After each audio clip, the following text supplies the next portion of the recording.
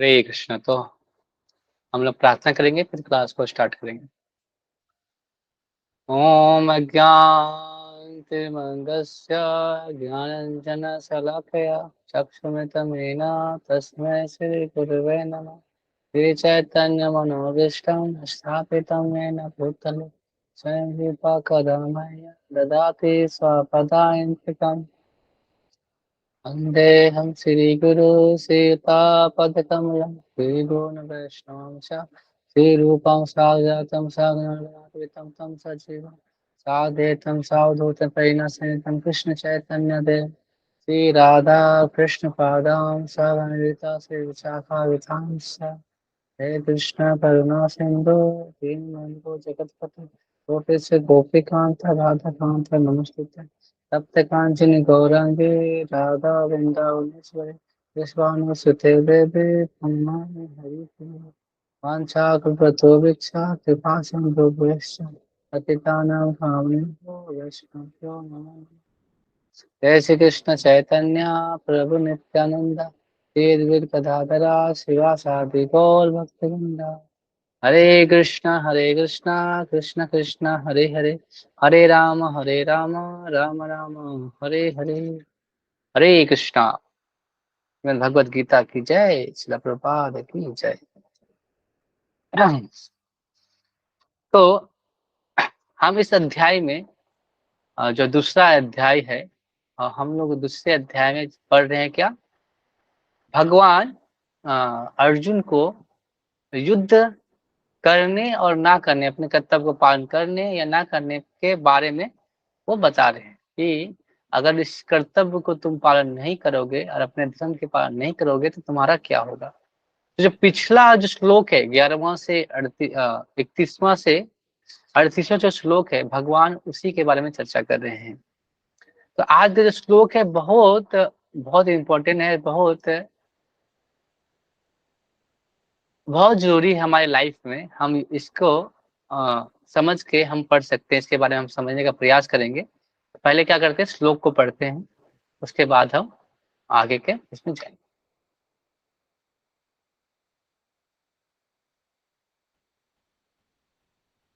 तो श्लोक इस प्रकार से है,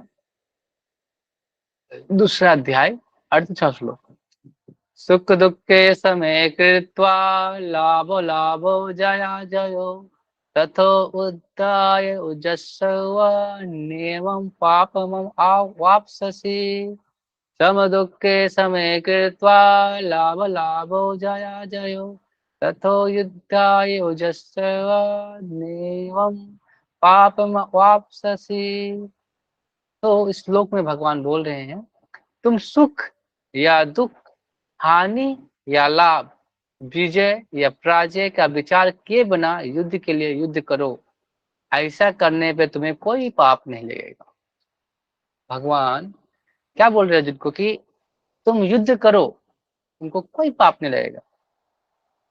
तो यहाँ पे हम लोग बोलेंगे नहीं, अगर हम जो लोग हैं उनको मारने से अर्जुन को क्यों पाप नहीं लगेगा, इसके बारे में हम चर्चा करेंगे। तो कृष्ण प्रत्यक्ष रूप से अर्जुन को बता रहे हैं कि तुम क्या करो, युद्ध करो। क्योंकि हम लोग बार बार चर्चा करें कि जो अर्जुन था क्या है, क्षत्रिय है और साथ साथ में योद्धा है। तो योद्धा का काम क्या है, युद्ध करना, और युद्ध करके क्या करना, सबकी रक्षा करना। अगर योद्धा लाभ हानि जय और पराजय के सोच के युद्ध करेगा तो फिर वो अपने कर्तव्य का पालन नहीं कर सकता। तो इसमें भगवान इस श्लोक के माध्यम से बता रहे हैं कि वो बोल रहे हैं कि तुम अर्जुन, जो तुम सतोगुण और रजोगुण के इंद्रिय तृप्ति के लिए कर्म करते हो, वो अच्छा या बुरा फल प्राप्त होता है, उसके लिए तुम चिंता मत करो, और लाभ हानि के हानि से तुम ऊपर उठो। तो जैसे कि हम एक माध्यम से समझ सकते हैं कि अगर कहीं हम जॉब करते हैं तो क्या होता है कि अगर जॉब करते हैं कुछ दिनों फिर हमको अच्छा लगता है या बुरा लगता है, तो ये जो बुरा लगता है, जो सुख और दुख हमें आते हैं, तो ऐसा नहीं है जो सुख दुख आ रहे हैं हमें ये उस जॉब करने से आ रहे हैं, नहीं, वो हमारे कर्मों के अनुसार जो हम कर्म किए हैं ना, उसका प्रारब्ध हमें दुख और सुख के रूप में नहीं कि हम अभी जॉब कर रहे हैं तो हम अच्छा कर रहे हैं तो हमको अच्छा होता है। और ये सुख और दुख का अनुभव होते रहता है, ये कभी खत्म नहीं होता। अगर जैसे आप अगर कहीं पे जॉब कर रहे हैं, ठीक है, वहां पे आपको अच्छा लगेगा, सुख दुख हुआ, आप वहां से छोड़ के दूसरी जगह चले गए, तो ऐसा नहीं कि वहां पे सुख यहाँ पे सिर्फ दुख, सुख ही होगा, दुख नहीं होगा, वहां भी दुख भोगना पड़ेगा। जैसे कि हम समझ सकते हैं कि अगर मान लो कि हम गए कश्मीर गए, बहुत ठंडा जगह है, ठंडा है, और बहुत ठंड लग रही है, और हम एक जगह एक रूम में बैठे हैं और हीटर जल रहा है, हीटर में हम आग ताप रहे हैं, ठीक है, आग ताप रहे हैं, हमको बोला गया कि पूरब की तरफ देखो, अगर आप पूरब की ओर देख के अगर हम बैठेंगे तो हमको ठंडा नहीं लगेगा, हम बोलेंगे पश्चिम की ओर बैठ के देखो, यहाँ पे लगेंगे ठंडा नहीं लगेगा। हम किसी भी दिशा में बैठेंगे वो ठंडा लगेगा ही, क्योंकि वो जगह ही क्या है, ठंडा का। तो इसी प्रकार ये जगत क्या है ना, दुख है, दुखों का घर है, दुखालयम शाश्वतम। तो तुम आप किसी भी तरह से प्रयास करो, वो सुख और दुख आते ही रहता है। तो क्या होता है कि जो सुख हमको आता हुआ अच्छा लगता है, अगर सुख आ रहा है तुमको लगता है बहुत अच्छा है, और जाता हुआ सुख हमको बुरा लगता है। उसी प्रकार दुख हमें जाता हुआ अच्छा लगता है, लेकिन जब आता है तो हमको बुरा लगता है। तो लेकिन दोनों ही समान है और बराबर है, इसमें कोई अंतर नहीं। और ये दुख और सुख हमारे कर्मों पर निर्भर करता है, जैसे हम कर्म करते हैं उसका फल और प्रारब्ध में जो हमको मिलता है, उसी को नंबर सुख और दुख का अनुभव होता है। और ये जगत में सुख और दुख आएगा ही, तो आप कितना भी प्रयास करें, आपको दुख और सुख का अनुभव होगा ही, जब तक आप मुकुंद की शरण न ग्रहण करें। भगवान को मुकुंद बोलते हैं, जो मुक्ति के दाता है, मुकुंद जो सब कुछ त्याग कर समय कर मुकुंद के शरण में जाएंगे तो हमें क्या होंगे, हमें मुक्ति प्रदान होगा। तो वो अर्जुन को ही बोल रहे हैं कि तुम्हारी इच्छा ना भी हो, अगर तुम्हारी इच्छा ना भी हो तब भी तुम इसके कर्तव्य को पूरा करो। अगर हम सुख और दुख के पीछे भागते रहेंगे तो हमें सुख और दुख मिलता ही रहेगा, हम कर्मों के पीछे भागते रहेंगे, सुख और दुख की प्राप्ति होती रहेगी। तो यहाँ पे क्या हो रहा है कि भगवान की इच्छा है, अगर हम भगवान की इच्छा के अनुसार कर्म करें तो क्या होगा, अगर हम भगवान की इच्छा से कर्म करेंगे तो हमें ये सुख और दुख एक समय पे ऐसा आएगा, वो समाप्त समाप्त हो जाएगा। और अगर हम सुख और दुख के पीछे भागते रहेंगे तब तक हमको ये अनुभव होता रहेगा, और ये सुख और दुख हमें हमेशा क्या करता है, दुहराता रहेगा, भगाता रहता है। जैसे हम लोग ऐसे ही भागते हैं ना कि अगर हम अच्छा जॉब कर लेंगे, अच्छा लग्जरियस लाइफ जीतेंगे तो सुख होगा, अगर हम ऐसा नहीं करेंगे तो हमको दुख की प्राप्ति होगा।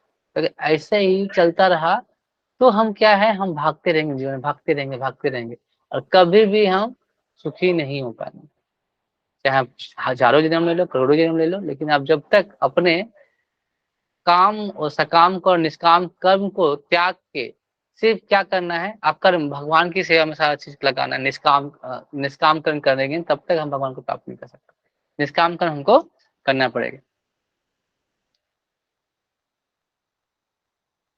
तो भगवान इस 8 श्लोक में भगवान ये सब बता रहे हैं। जैसे कोई भी व्यक्ति यहाँ पे ऐसा नहीं है इस जगत में जो बिना कर्म किए रह सकता, अपना कर्तव्य किए बिना रह सकता है क्या, नहीं है। जैसे कि अगर कोई जवान है, जैसे अभी हम लोग देखें कि हमें न्यूज में सुना कि एक बहुत सारे जवान मारे गए, तो क्या कर रहे हैं वो, देश के लिए अपना क्या कर रहे हैं, अपने जीवन को न्यौछावर कर रहे हैं। तो युद्ध कर रहे हैं या युद्ध को मारते हैं तो क्या करते हैं, वो किसके कहने से मार रहे हैं, वो राजा मतलब जो हमारे पीएम है, उनके अनुसार उनको दिया गया है पोस्टिंग के, तुमको क्या करना है, जगत की इस जगह को रक्षा करना है। तो उसी प्रकार भगवान क्या है, हमें सभी जीवों के एक पिता के रूप में, तो वो जो बोल रहे हैं अगर हम उतना ही कर ले, ये ना सोचे कि वो पाप है या पुण्य है, और वो भी कर दे, तो भगवान हमको उस चीज से बचा लेते हैं। तो हमें क्या करना है, भगवान चाहे भी तो युद्ध करने से, अगर अगर दुख भी मिले, जैसे पांडवों को बहुत सारा दुख हुआ, अगर धर्म के पथ में चल रहे थे तो पांडवों को बहुत दुख हुआ, लेकिन क्या था, भगवान उनके साथ थे। तो अगर हमारे जीवन में हम भक्ति करते हैं, या हम भगवान के बोलने, भगवान ने जैसा बोला हम कर रहे हैं, भगवान की भक्ति कर रहे हैं, तो कष्ट आएंगे, तो ऐसा नहीं कि भागे ना, क्योंकि भगवान ने जैसा बोला हम कर रहे हैं, तो एक ऐसा समय आएगा जब हम इससे बच सकते हैं। भगवान यहाँ भी बोलते हैं भागवतम में 11वें स्कंद के 5वें अध्याय के 41वें श्लोक में भगवान बोलते हैं, देवर्षि भूता त्राप्तिनाम प्रीतिनाम न किंकरो न्यामिनी च राजन स्वर आत्मा या शरण्यम गतो मुकुंदम परिहत्य कर्तम। तो क्या बोल रहे भगवान कि जिसने अन्य समस्त कार्यों को त्याग कर मुकुंद श्री कृष्ण की शरण ग्रहण कर ली है, वहां ना तो किसी भी ऋण या किसी के कृतज्ञ, चाहे वो देवता, साधु, समाज अथवा परिजन, मानव जाति या उसके पितर क्यों ना हो। मनुष्यों में ऋण होते हैं, 3 तरह के मुख्यतः ऋण होते हैं, जैसे देवता ऋण होता है, साधु ऋण होता है, पितृ ऋण होता है, उसको चुकाना पड़ता है। जैसे इस जगत में हमको क्या मिल रहा है, जो हम ऑक्सीजन ले रहे हैं, हम हवा जो ले रहे हैं वो फ्री में ले रहे हैं। अगर हम वेंटिलेशन में जाते हैं तो कितना कितना खर्चा आता है, हमको उसके लिए पैसे देने पड़ते हैं ऑक्सीजन लेने का। लेकिन हमको इतने सालों से हम लोग क्या कर रहे हैं, फ्री में ऑक्सीजन ले रहे हैं। और भगवान ने चार्ज किया क्या, तुम्हारा 2 लाख का बिल हुआ है, अगर ऐसा ऐसा चार्ज किया। हम इतने सूरज से रोशनी ले रहे हैं, तो आके भगवान ने थोड़ी बिल भर दिया कि आपका 10 करोड़ का बिल हो गया है, आपको चुकाना पड़ेगा। तो भगवान वो मुफ्त में दे रहे हैं, तो मुफ्त में दे रहे हैं और भगवान के लिए कृतज्ञ भी नहीं हो रहे, वो ऋण है। ऋण को चुका सकते हैं भगवान का, जब हम भगवान इसीलिए बोलते हैं, अगर कोई भक्ति करता है तो सारे कर्मों से वो क्या कर देते हैं, उनको सारे कर्म जो है पाप सबको माफ कर देते हैं। तो हमें क्या करना है, इस ऋण से बचना, तो क्या करना पड़ेगा आपको, भगवान की शरण करना पड़ेगा, भक्ति करनी पड़ेगी, तब आप इस सारे ऋणों से निकल सकते हैं। नहीं तो आपको आपको इस सारे ऋणों को पावत चुकाना पड़ेगा। जैसे बोलते हैं ना कि अगर जैसे कोई समान व्यक्ति है, अगर भक्ति नहीं कर रहा है तो क्या है, जैसे आप बोलेंगे कि नहीं, अगर हम आप पीछे सब कुछ छोड़ के आए, आपके पास ऋण है, तो हाँ हमारा भी ऋण था, साधु ऋण, देवता ऋण, और ये परिजन का परिवारजन का भी ऋण होता है। लेकिन इस ऋण को अगर भगवान, हम पूरी से जीवन को पूरी भगवान की सेवा में लगाए तो इस सारे ऋण हमें समाप्त हो जाते हैं, क्योंकि हमने भक्ति कर रहे, भगवान की भक्ति कर रहे। और फिर भी आप क्या कर रहे हैं, अगर उधर रह के इधर भी सेवा नहीं अच्छा से कर रहे हैं, अगर भगवान की भक्ति अच्छा से नहीं कर रहे हैं, तो भगवान उसको माफ नहीं करते। ऐसा नहीं है कि आपको भक्ति ऐसे ही आके कोई कर रहा है और भक्ति में बढ़ नहीं रहा है तो उसको ऐसे ही ऋण माफ होगा, ऐसा नहीं होगा। वो देखते हैं कि उस ऋण को माफ करने लायक है कि नहीं, तो भगवान फिर से एक थोड़ा कुछ भेज देते हैं, कुछ दुख दे देते हैं। क्या, तो एक दुख देते हैं, फिर दुख से क्या होता है, फिर से उसको याद आता है, नहीं नहीं हमको फिर से अच्छे से भक्ति करनी। तो ऐसे संभावना हमें कैसे होगा, भगवान की अगर हम भक्ति में सेवा करेंगे तो यहाँ पे अर्जुन को क्या करना चाहिए था, भगवान की इच्छा भी है और अधर्म भी है, साथ ही साथ अर्जुन का कर्तव्य भी है कि वो क्षत्रिय है, तो भी तो उसको भागने का क्या जरूरत था, तो इसको युद्ध करना ही था। युद्ध करने का, युद्ध से भागने का कोई, अगर युद्ध से भागेगा तो उसके लिए श्रेयस्कर नहीं होगा। तो यहाँ पे हम सब कहते हैं गीता का जो व्यवहार है वो परमात्मा का विलक्षण कला बताती है। जो गीता है ये बता रहा है कि ऐसा नहीं है कि सब कुछ त्याग कर साधु हो जाओ, एकांत में चले जाओ, क्योंकि व्यवहार और परमात्मा दोनों एक साथ नहीं चल सकते, ऐसा नहीं होता। आज गीता बताती है कि जिस सिद्धांत को आप मानते हो, अगर गीता मानते हो तो आप किसी भी धर्म संप्रदाय वर्ण आश्रम में आदि को मानते हो, तब भी आप गीता से आप पढ़ के उसका कल्याण हो सकता है। ऐसा नहीं है कि आप जंगल में जाके जब कर रहे हो तो ही आपका भला होगा, नहीं, आप जिस जगह पे हो, अपने कर्तव्य को पालन कर रहे हो, उस कर्तव्य को पालन करते हुए भगवान की भक्ति कर रहे हो, तो आपकी मुक्ति भी निश्चित हो जाएगी। लेकिन बस क्या होना चाहिए, आपको अपने कर्तव्य में ईमानदार होना चाहिए, जो आप कर रहे हो उसमें ईमानदारी से करना पड़ेगा, तभी आप उस ऋण से निकल सकते हो। ऋण से उऋण हो सकते हैं, मतलब आप ऋण से निकल सकते हैं। नहीं तो आप कितनों भी प्रयास कर लो अपने कर्म के माध्यम से, नहीं तो आप कर्म बंधन में हमेशा बनते ही जाएंगे। तो हम लोग पूर्व के श्लोकों में बहुत सारे, हम लोग पिछले श्लोक में देखा, अर्जुन से मानो यह कहा गया कि अगर तू राज या स्वर्ग की प्राप्ति चाहता है तो तेरे लिए कर्तव्य पालन करना ही उचित है। अगर अगर वो चाहता है कि राज्य चाहता है, स्वर्ग भी चाहता है, तब भी उसको अपना कर्तव्य पालन करना पड़ेगा। तो भगवान बोल रहे हैं ना कि तुम अगर इस अपने कर्म को पालन करोगे तो स्वर्गलोक की प्राप्त, अगर मर जाते हो तो स्वर्गलोक की प्राप्ति करोगे, अगर नहीं मरते हो तो इस पृथ्वी का जगत का भोग करोगे। तब भी क्या करना है, उसका कर्तव्य का पालन करना है, उसको भागना नहीं है। तो इस जो श्लोक है ना, 8 श्लोक जो है 31वां से 38वां श्लोक, भगवान उसको कर्म योग के बारे में, कर्तव्य के बारे में बता के उसको क्या करे, युद्ध करवा रहे। अगर तू राज्य या स्वर्ग की प्राप्ति ना चाहता हो और वो नहीं भी चाहता है, तब भी उसको कर्तव्य का पालन करना पड़ेगा, क्योंकि वो क्षत्रिय है। यह तात्पर्य यही है कि अपने कर्तव्य त्याग कर किसी भी स्थिति में उचित नहीं। अगर हम अपने कर्तव्य को कभी भी त्याग देते हैं, वो कभी भी उचित नहीं होता। तो हमें क्या करना पड़ेगा, उस कर्तव्य का पालन करना पड़ेगा। आप किसी परिस्थिति में, किसी स्थिति में हो, हमेशा अपने कर्तव्य को पालन करना पड़ेगा। और अपने कर्तव्य को आप पालन नहीं करते हैं तो फिर गर्त में जाना निश्चित है। नहीं तो आप भगवान के, जो भगवान जैसा बोल रहे हैं उसे कर्तव्य करो, या जिस अवस्था में आप अपना स्वधर्म या कर्तव्य का पालन करो, नहीं तो आप पाप के भागी बनोगे। हरे कृष्णा।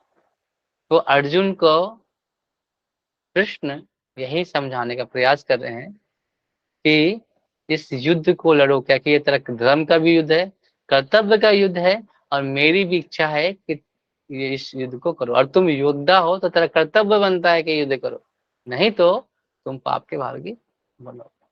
हरे कृष्णा। तो हम लोग इतना ही आज क्लास में लेंगे। तो आपको कोई सवाल है?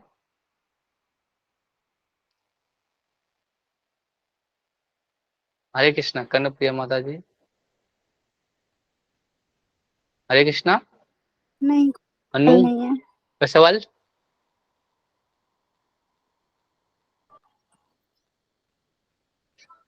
हरे कृष्णा, कोई सवाल है या कुछ कमेंट?